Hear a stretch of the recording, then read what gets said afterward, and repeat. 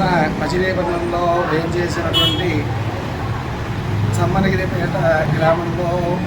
శ్రీ హనుమత్ సీత లక్ష్మణ పరివార సమేత శ్రీ కోదండరామ స్వామి వారి దేవాలయం 100 సంవత్సరాలకి క్రితంగా ప్రతిష్ఠించబడి పునః ఇదే దేవాలయం జీర్ణోద్ధరణమై నేడు నిర్మాణంగా పునః నిర్మాణమై అతి ఉత్కృష్టంగా ఈరోజు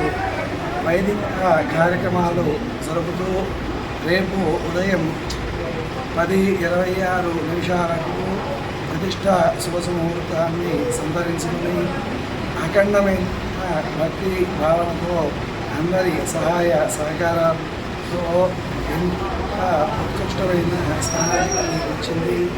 ఇలాంటి ఉత్కృష్టమైన స్థానానికి వచ్చినటువంటి ఈ దేవాలయాన్ని అందరూ దర్శించి